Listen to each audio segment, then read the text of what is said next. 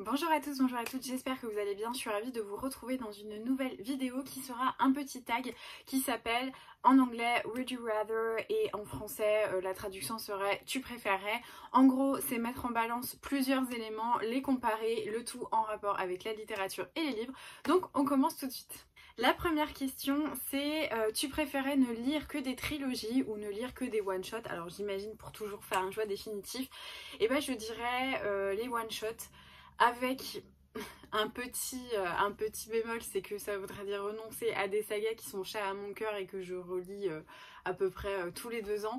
Mais en gros, je pense que je préférerais lire pour toujours des one-shots parce que je trouve que de plus en plus avec les sagas, que ce soit des trilogies ou autres, la force, la puissance de l'histoire et de l'intrigue arrive à s'estomper. Moi, c'est vrai qu'il y a beaucoup de séries comme ça où je me dis ça aurait pu être mis dans un seul gros tome et ça aurait pu être très très bien. Donc je pense que si je devais choisir pour toujours, je garderais les one-shots parce que il y a beaucoup plus de richesse, parce que il y a beaucoup plus, je trouve, de diversité, et il y a aussi moins de risques d'être déçu parce que souvent avec les trilogies, on a déjà souvent ce syndrome du tome 2, on a un tome 1 qui est hyper intense, un tome 2 un peu plat et un tome 3 qui remonte. Moi je comprends pas pourquoi des fois on a ce tome intermédiaire là qui apporte pas grand chose à part de nous faire consommer un livre en plus dans une saga, et en plus j'ai parfois ce sentiment qu'on est en train d'essayer d'étirer l'histoire pour pouvoir en faire quelque chose en série plutôt qu'en one shot. Donc voilà, moi c'est vrai que même si je comprends par exemple dans la fantasy fantastique ou même dans la science-fiction, moi j'en lis pas beaucoup, mais je comprends cette nécessité parfois de faire plusieurs tomes pour que les autres, enfin que si on cale tout dans un one shot ça soit un petit peu imbuvable. Cela étant, je trouve qu'il est de plus en plus rare de trouver une bonne trilogie, une bonne saga où il n'y a pas un tome qui est pas du tout nécessaire. Ça me fait de la peine de dire ça parce que vraiment c'est une saga que j'adore et qui est hyper chère à mon cœur, mais par exemple Gardien des Cités Perdues, alors c'est plus qu'une trilogie évidemment, mais on est au tome 8, j'ai toujours pas lu le tome 8 et demi, et clairement là il y a 3-4 tomes qui sont pas du tout nécessaires, où on étire l'histoire avec des dialogues qui sont interminables et tout ça. Donc je suis pas voilà, je trouve que c'est de plus en plus compliqué d'avoir une bonne saga, une bonne trilogie où tous les tomes sont vraiment équivalents en termes de contenu, en termes d'intensité, en termes d'attrait et de facilité à captiver le lecteur.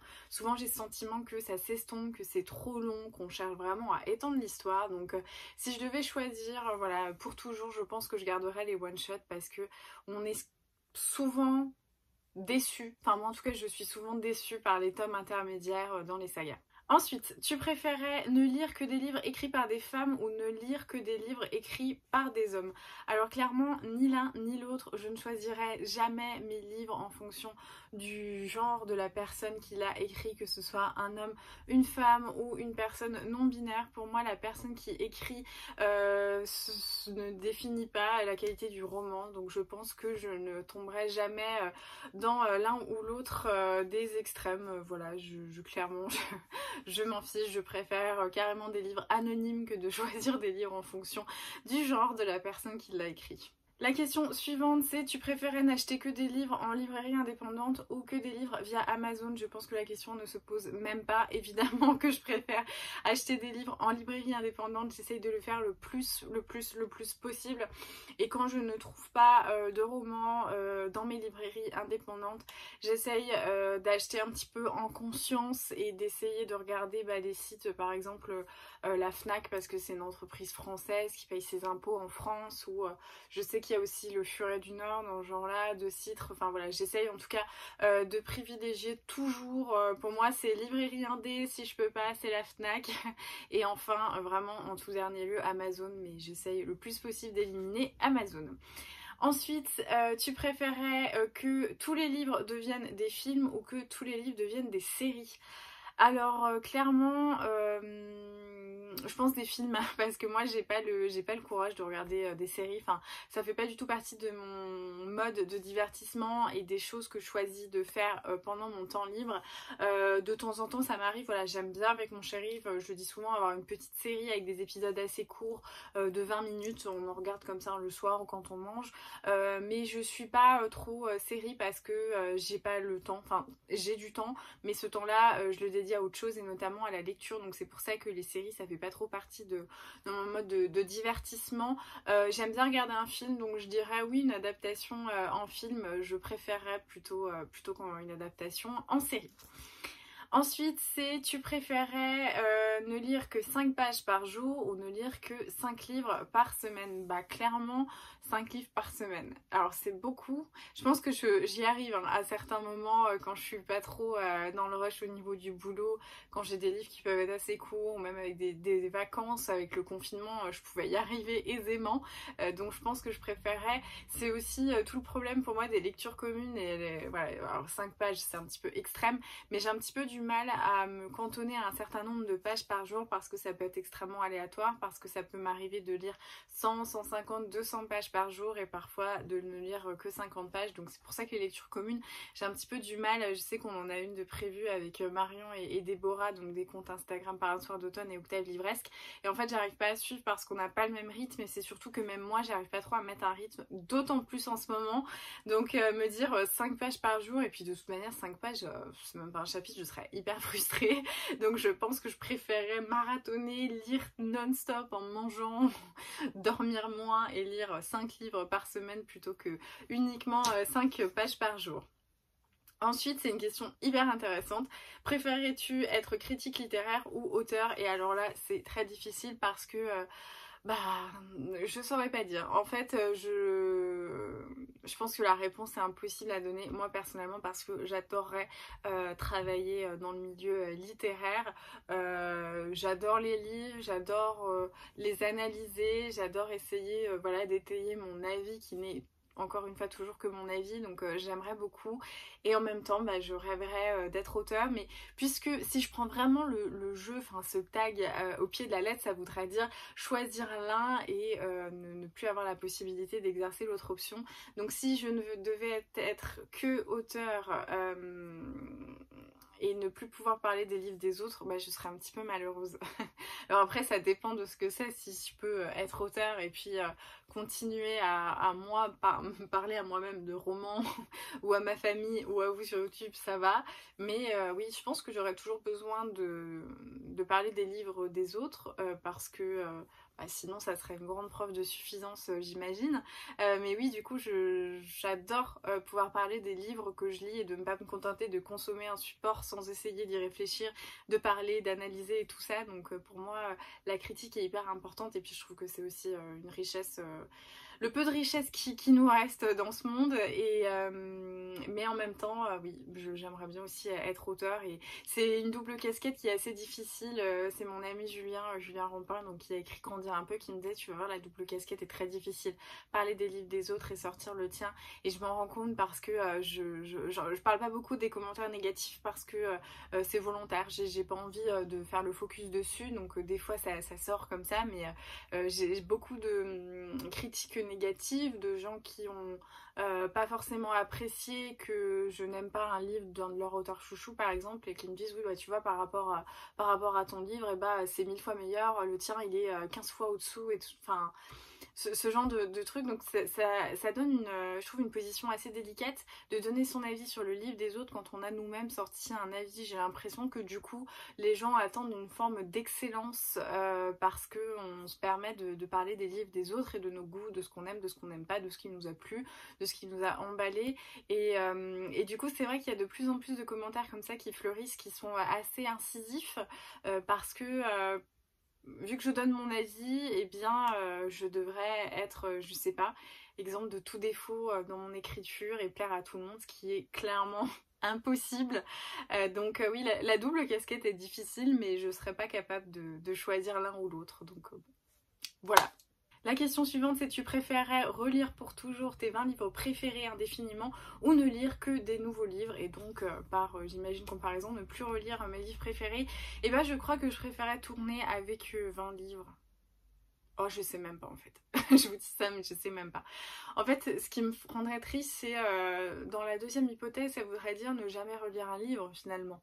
Et ça, j'aime pas parce que je trouve qu'il y a beaucoup de magie à relire un livre qu'on a aimé, ou même il y a beaucoup aussi je trouve, de beauté à lire un livre qui nous a pas convaincu la première fois et y trouver des qualités totalement différentes, un attrait vraiment hyper différent selon la période, selon l'âge, selon tout ça en fait qui peut intervenir. Donc je trouve qu'il y a quand même une beauté là-dedans parce que déjà c'est toute la beauté de l'humain qui est apte à changer d'avis, à avoir voilà des points d'intérêt différents. Donc ça je trouve qu'il y a toujours beaucoup de magie. C'est vrai que je reste assez fascinée par ma relecture de Madame Bovary parce qu'en plus de ça moi j'annote beaucoup mes romans, donc du coup de pouvoir voir ce qui m'avait marqué, de pouvoir voir ce qui me marquait là 10 ans plus tard avec une expérience de vie différente et tout ça, bah, je trouve qu'il y a une petite magie et c'est hyper chouette. Donc j'aime beaucoup relire les romans et à chaque fois que j'en relis certains, eh bien, je trouve des qualités différentes, je trouve des défauts différents aussi selon mon évolution personnelle et voilà mon évolution, mon expérience.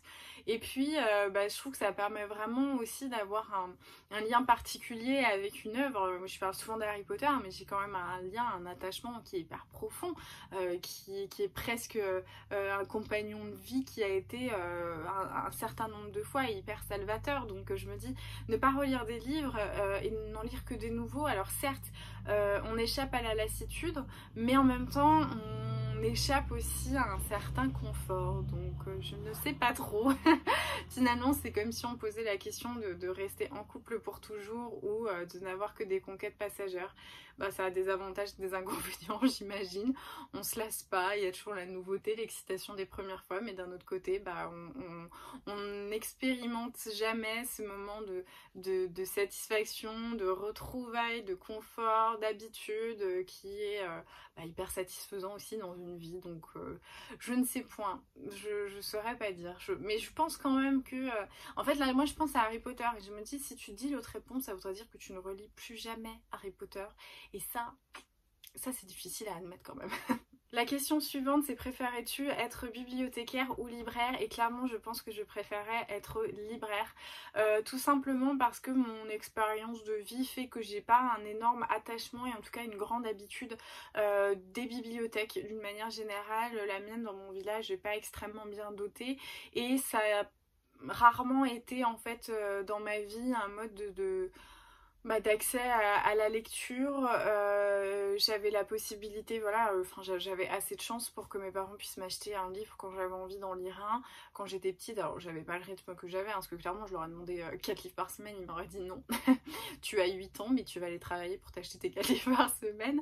Donc j'ai pas eu ce moment où vraiment j'avais un grand appétit livresque à tel point que il fallait que j'aille emprunter, ou en tout cas que voilà, on pouvait pas me les acheter tout le temps.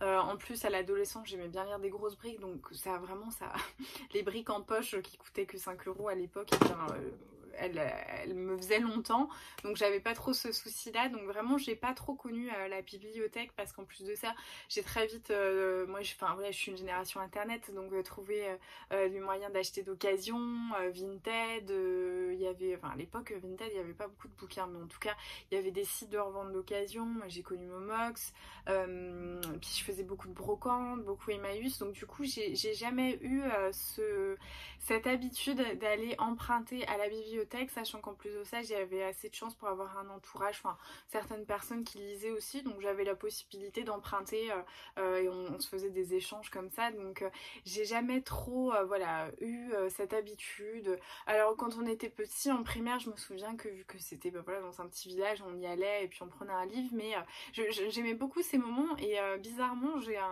j'ai vraiment l'impression que je crois que c'était les lundis d'ailleurs, j'ai l'impression que les lundis étaient associés à une certaine morosité, à un temps un peu gris, pluvieux. Je sais pas pourquoi, mais pour moi c'est vraiment associé à la même chose. Et en fait, vu que pour moi c'était très difficile d'aller à l'école, j'avais horreur d'aller à l'école, c'était vraiment ça me demandait un effort vraiment particulier. Je me souviens que du coup ça dans cette espèce voilà, de gris, de noirceur un peu ambiante. Il y avait un petit réconfort d'aller à la bibliothèque, de sortir un peu de l'école pour le lundi, donc voilà, j'ai ce souvenir là. Mais au-delà de ça, j'ai pas un souvenir incroyable de découverte, de conseils à la bibliothèque, alors que à la librairie j'en ai pas mal. C'est vrai que j'ai des bons souvenirs avec beaucoup de libraires dans ma ville, certains qui m'ont vu grandir hein, au rayon jeunesse, d'autres qui sont devenus des amis hyper proches. Enfin voilà, j'ai de meilleurs souvenirs avec des libraires et puis j'en ai encore hein, et c'est une habitude que j'ai. Moi j'adore mon petit tour du samedi, aller en librairie, papoter, avoir des relations qui parfois et des discussions qui dépassent simplement le cadre du livre. Donc pour moi ce serait vraiment plus la librairie parce que c'est ce que je connais, c'est ce que j'aime le plus et puis bah, je trouve qu'il y a aussi une magie, alors ce serait la même en bibliothèque, hein, mais il y a une magie à mettre le bon livre entre les mains des bonnes personnes et de dire qu'on peut les aider et tout ça. Enfin, je pense que c'est quelque chose d'assez beau, c'est ce que souvent dit ma copine Estelle quand elle me raconte des petites anecdotes, c'est pour ça que j'ai voulu faire ce métier et ça je trouve que c'est hyper chouette. Donc je pense que moi ça serait plus la librairie que le côté bibliothécaire. La prochaine question elle est encore hyper compliquée, c'est préférerais-tu ne lire que ton genre préféré et donc ne plus lire les autres genres et ne lire qu'un seul genre, ou alors ne plus du tout lire ton genre préféré mais lire tous les autres genres. Alors déjà j'ai un petit peu du mal à définir quel est mon genre préféré parce que ça dépend des périodes et parce qu'en fait j'en ai plusieurs. Moi j'adore lire du contemporain, j'adore lire des classiques. J'aime beaucoup par période, je suis très cozy murder, par période je suis très fantasy fantastique et tout ça.